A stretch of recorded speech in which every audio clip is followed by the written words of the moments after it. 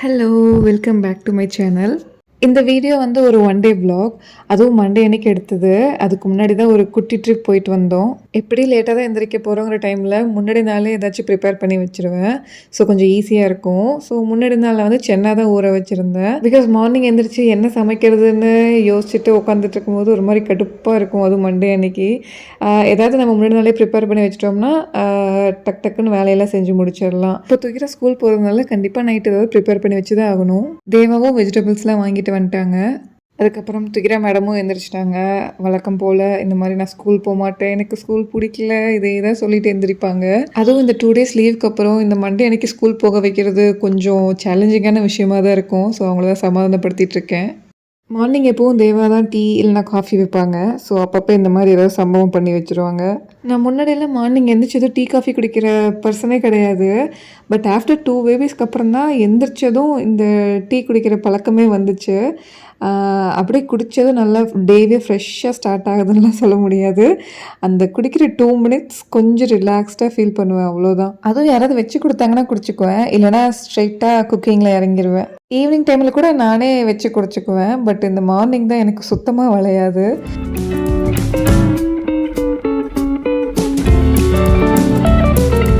Next cook பண்ண வந்தாச்சு. துகிராவுக்கு lunch தான் ப்ரிப்பேர் பண்ணிட்டு இருந்தேன். கியாராவும் அவங்க வேலையை பார்த்துட்டு இருந்தாங்க. அமைதியாக ஏதாவது ஒரு திங்ஸ் கொடுத்தோம்னா அதை வச்சு விளையாண்டுருப்பாங்க. நான் அப்போது தேங்காய் சாதம் தான் ரெடி பண்ணிட்டு இருந்தேன். ஸோ அந்த தேங்காய் வச்சு தான் அவங்க விளையாண்டுருந்தாங்க. இந்த லஞ்ச் பாக்ஸ் ப்ரிப்பேர் பண்ணுறதே ஒரு பெரிய ப்ராசஸாக தெரியுதில்ல. பிகாஸ் அவங்களுக்கு பிடிச்ச மாதிரியே செய்யணும். அந்த அவசரத்துலேயே நம்ம காரம், உப்பு எல்லாமே கரெக்டாக போடணும். கொஞ்சம் அதிகமாச்சுனாலும் நம்ம மார்னிங்லேருந்து போட்ட எஃபர்ட்ஸ் எல்லாம் வேஸ்ட்டாக போயிடும். மார்னிங் எந்திரிச்சதும் ஸ்ட்ரைட்டாக குக்கிங் பண்ணும்போது கண்டிப்பாக ஏதாவது ஒரு பிளண்டர் மிஸ்டேக் பண்ணியிருப்போம். ஸோ அந்த அன்னைக்கும் நான் அந்த மிஸ்டேக் தான் பண்ணியிருந்தேன்.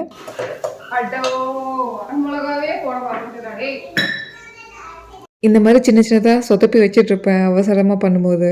கொஞ்சம் லேட்டாக எந்திரிச்சதுனால துகிராக்கு மட்டும்தான் லன்ச் அண்ட் ஸ்நாக்லாம் ரெடி பண்ண முடிஞ்சது. எல்லாமே ரொம்ப சிம்பிளாகவே பண்ணி முடிச்சாச்சு. துகிரா ஸ்கூல் கிளம்புனதுக்கப்புறம் தான் எங்களுக்கே லஞ்ச் ப்ரிப்பேர் பண்ணவே ஸ்டார்ட் பண்ணணும். ஒரு வழியாக எல்லாம் பேக் பண்ணி ஸ்கூலுக்கு அனுப்பி வச்சாச்சு. மண்டேங்கிறதுனால மேடமோட ஃபேஸே ரொம்ப சோகமாக தான் இருந்தது.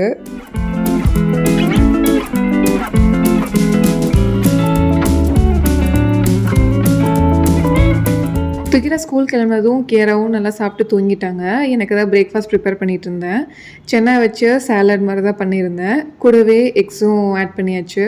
ஒரு 2 years முன்னாடி வரைக்கும்லாம் நான் யோசிச்சிருக்கேன், இந்த சாலட்லாம் எப்படா சாப்பிட்றாங்க, அது சாப்பிட்டா எப்படி வயிறு ஃபுல்லாகும்லாம் யோசிச்சிருக்கேன். பட் இப்போ தான் கொஞ்சம் அறிவு வந்திருக்கு, கொஞ்சம் பேலன்ஸ்டு மீலாக எப்போவுமே எடுத்துக்கணும்னு சொல்லிட்டு. அதுக்குன்னு எந்த ஸ்பைசஸும் ஆட் பண்ணாமல் சாப்பிட்டா கொஞ்சம் போரிங்காக தான் இருக்கும். அந்த மாதிரி டைமில் நான் கொஞ்சம் நிறைய வேரியேஷன்ஸ் காமிப்பேன். அதுக்கே எப்படின்னா சாலட் ட்ரெஸ்ஸிங் கொஞ்சம் ஸ்பைஸியாக நான் ப்ரிப்பேர் பண்ணிக்குவேன். அந்த பன்னீர், கேஷ்யூஸ், சில்லிஸ் எல்லாம் போட்டு பிளெண்ட் பண்ணி அது மேலே நம்ம வச்சு சாப்பிட்டோன்னா இன்னும் கொஞ்சம் நல்லாயிருக்கும். இந்த வெஜிடபிள்ஸ்லாம் வாங்கிட்டு வர்றது பெருசு இல்லை, அதை கரெக்டாக வாஷ் பண்ணி ஸ்டோர் பண்ணி வைக்கிறது தான் ரொம்ப பெரிய டாஸ்க்கே. அதில் நான் எப்போவும் ஒரு 1 week தேவையானதெல்லாம் வாங்கிட்டு வர மாட்டேன். ஒரு 2 days 3 days அந்த மாதிரி தேவையானது மட்டும்தான் எப்போவும் வாங்குவேன். பிகாஸ் அவ்வளோ வாங்கி வச்சா நான் என்ன வாங்கி வச்சுங்கிறதே மறந்துடுவேன். ஃப்ரிட்ஜில் அப்படியே ஒரு ஓரமாக இருக்கும். அண்ட் நிறையாவும் எனக்கு வேஸ்ட் ஆகிற மாதிரி இருக்கும். அதனாலேயே கம்மியாகவே வாங்கி தான் நான் எப்போவுமே ஸ்டோர் பண்ணுவேன். நான் இந்த பச்சை மிளகா, கொத்தமல்லியெல்லாம் வாஷ் பண்ணாமல் தான் ஸ்டோர் பண்ணி வச்சுக்குவேன். நான் யூஸ் பண்ணும்போது அதை வாஷ் பண்ணி ஆட் பண்ணிக்குவேன். இந்த கருவேப்பிலை மட்டும் எப்பவுமே நான் வாஷ் பண்ணி ட்ரை பண்ணிட்டு தான் ஸ்டோர் பண்ணுவேன். இந்த காலிஃப்ளவர்லாம் நம்ம கட் பண்ணி பீஸாக வச்சிட்டோம்னா நமக்கு மார்னிங் எந்திரிச்சு சமைக்கும் போது அது ரொம்பவே ஹெல்ப்ஃபுல்லாக இருக்கும். ஒரு சில நேரம்லாம் நிறைய டைம் இருந்துச்சுன்னா எல்லாத்தையும் வாஷ் பண்ணிவிட்டு ப்ராப்பராக ட்ரை பண்ணிவிட்டு அதெல்லாம் ஃப்ரிட்ஜில் ஸ்டோர் பண்ணி வைப்பேன். பட் அதுவே எனக்கு ரொம்ப பெரிய ப்ராசஸாக இருக்கிற மாதிரி தெரியுது. ஸோ அதனால் வாங்கினதெல்லாம் அப்படியே டக் டக்குன்னு லைட்டாக க்ளீன் பண்ணிவிட்டு அதை ஸ்டோர் பண்ணிடுவேன். நான் சமைக்கும் போது அதை வாஷ் பண்ணிவிட்டு யூஸ் பண்ணிக்குவேன். நெக்ஸ்ட்டு ட்ரிப் கொண்டு போன ட்ரெஸ்ஸஸ்லாம் கிளியர் பண்ணிகிட்டு இருந்தேன். முன்னாடியெல்லாம் துகிரா மட்டும் இருக்கும்போது வெளியே போகிறது எனக்கு ஒன்றும் பெருசாக தெரியாது, மேனேஜ் பண்ணிக்கலான்னு சொல்லிட்டு போயிருப்போம். பட் ஆனால் இப்போ 2 பேர் இருக்கிறதுனால என்னால் யோசிக்கவே முடியல, ரொம்ப பயமாகவே இருந்தது. பிகாஸ் அங்கே போய் இவங்க 2 பேர் ஏதோ கிராங்கியாக ஃபீல் பண்ண ஆரம்பிச்சிட்டாங்கன்னா நம்ம தான் அவங்கள மேனேஜ் பண்ணோம். ஸோ அங்கே போய் எதுக்கு நம்ம டென்ஷன் ஆகிக்கிட்டு, அதுக்கு நம்ம வீட்டிலேயே இருக்கலாமேன்னு சொல்லிட்டு நான் எங்கேயுமே போகாமல் அவாய்ட் பண்ணிட்டு இருந்தேன். பட் சரி ஓகே போய் தான் பார்க்கலாமேன்னு சொல்லி தேவா கேட்டுகிட்டே இருந்தாங்க. அதனால பக்கமாக போயிட்டு வந்தோம். கொஞ்சம் மேனேஜபிளாக தான் இருந்தது. சரி ஓகே இனிமேல் இந்த மாதிரி அடிக்கடி சின்னதாவது போகலான்னு சொல்லிட்டு ஐடியா வச்சிருக்கு. அப்புறம் தேவா மார்னிங் கீரை வாங்கிட்டு வந்தாங்க, அதுதான் க்ளீன் பண்ணிட்டு இருந்தேன். எனக்கு தெரிஞ்சது 2 கீரை தான், ஒன்று மணத்தக்காளி அண்ட் முருங்கீரை. இது பார்த்ததுமே ஈஸியாக ஐடென்டிஃபை பண்ணிக்கலாம். கீரையை கட் பண்ணதுமே கியாரா அவங்க வேலையை காமிக்க ஆரம்பிச்சுட்டாங்க. எல்லா பக்கமும் கீரையை போட்டு வீடு ஃபுல்லாக கீரையாகவே தான் இருந்தது. அவங்கக்கிட்ட இருந்து நான் கீரையை காப்பாற்றி க்ளீன் பண்ணி வச்சுட்டு, அப்புறம் இவங்க போட்டு வச்ச குப்பையும் எல்லாம் க்ளீன் பண்ணி, அதுக்கப்புறம் தான் நான் லஞ்சே ப்ரிப்பேர் பண்ண ஸ்டார்ட் பண்ணேன். இதுலேயே என்னோடய பாதி எனர்ஜி ட்ரெயின் ஆகிடுச்சு. நான் கீரை வாங்கினேன்னா அதோட பேர் தெரியலன்னா கடையிலே கேட்டுட்டு வருவேன் இது பேர் என்னன்னு.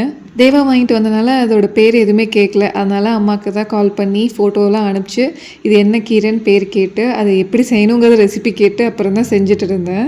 இந்த ஹவுஸ் ஒய்ஃபாக இருக்கிறதே ஒரு சேலஞ்சிங்கான ஒரு விஷயந்தான். மேரேஜ் ஆன ஸ்டார்டிங்லலாம் ரொம்பவே ஃப்ரீயாக இருக்கிற மாதிரி இருக்கும்.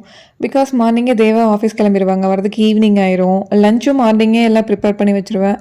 அதுக்கப்புறம் நிறையவே ஃப்ரீ டைம் இருக்கும். வேலையெல்லாம் இந்த டைமில் தான் முடிக்கணுங்கிற எந்த ஒரு கம்பல்ஷனும் இருக்காது. அது ஒரு மாதிரி ஹாப்பியாக இருக்கும். அப்படியே ஒரு 2 இயர்ஸ் போச்சு. அதுக்கப்புறம் துகிரா வந்தாங்க.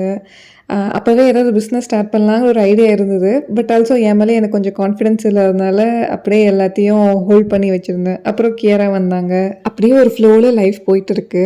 ஃபர்ஸ்ட் ஆஃப் ஆல் எனக்கும் ஜாப் போக இன்ட்ரெஸ்ட் இல்லை.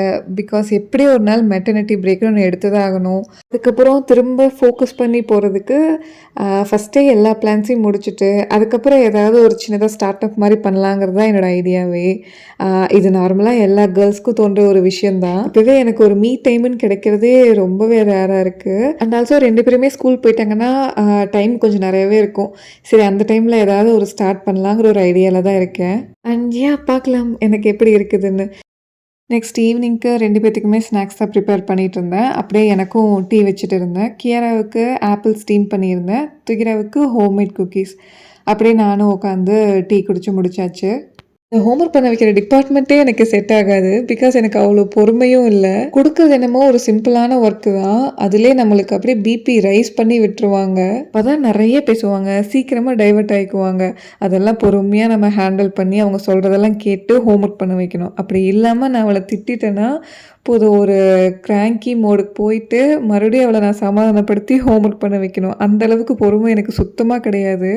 அதனால் அந்த பக்கமே நான் போகிறது கிடையாது. தேவா தான் மோஸ்ட்டாக அவளுக்கு ஹோம்ஒர்க் பண்ண ஹெல்ப் பண்ணுவாங்க. தேவா வரதுக்கு லேட் ஆச்சுன்னா தான் நான் சொல்லிக் கொடுப்பேன்.